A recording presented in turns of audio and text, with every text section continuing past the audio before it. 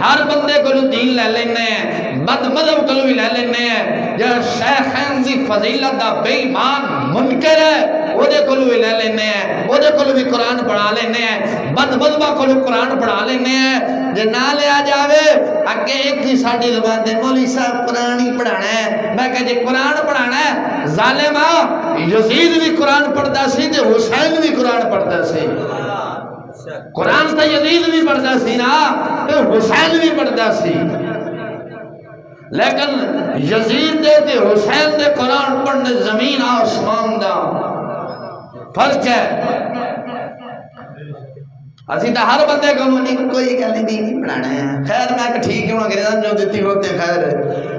حضرت مجدد الفسانی شیخ سلامت ہندی رضی اللہ تعالیٰ عنہ آپ فرماندے سن کافر دی مجلس سے بہ جانا، کہ جی کافر دی مجلس سے بہ جانا، بد مذہب دی صحبت مجلس سے بیٹھنا۔ پوچھا حضور کیوں؟ فرمایا جو تو کافر دی مجلس سے بہے گا انہوں کافر سمجھ کے بہے گا تے اپنا ایمان بچائے گا، وہ دی گلہ تے نہیں آئے گا۔ جو تو کسے بد مذہب کسے منافق دی صحبت بہے گا انہوں مسلمان سمجھ کے بہے گا، ایسی گل کرے گا تیرے ایمان تے چوٹ مارے گا، تیرے ایمان دا بیڑا گھر کر دے گا۔ آج ساڑھے یرانے بد مذہبہ دے نال، ساڑھے بال بد مذہبہ کو پھر جی مولی صاحب پتہ نہیں کی ہو گیا ہے، ساڑھے وڈیرے تا سننی سنت پچھلے نے پتہ کی ہو گیا، میں کہ اپنا مرنا آپ ہی کٹے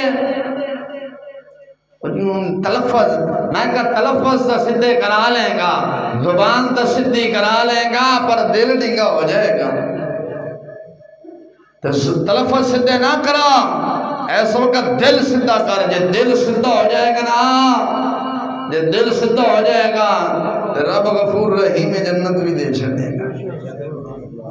جے دل ڈنگا ہو گیا، ایمان سے ڈاکہ واج گیا، جے تم آنکھیں داتا صاحب کیا مننا، شیر ربانی کیا مننا، سید سرکار نو یا رسول اللہ نہیں کہنا چاہیے دا، علی نے مشکل کشا نہیں کہنا چاہیے دا۔ بے تم اگر مولا علی نے مشکل کشا نہیں آکھیں گا تو انہوں نے شان گھٹ جائے گی، بیڑا دا اپنا گھر کرنا ہے، انہوں نے کی جائے گا؟ مولا علی دی شان گھٹ جانی، مولا علی دی شان رب نے بتائی تو بدی۔ ادھا سے دین بھی سوچ کے لیا کرو، بیکھیا کرو کہ دے کرو سی دین لینے، ہر بندے کو دین نہیں۔ ساڑھے امامہ نے جڑے ساڑھے تک فرمان پہنچانے بڑا احتیاط فرمایا ہے۔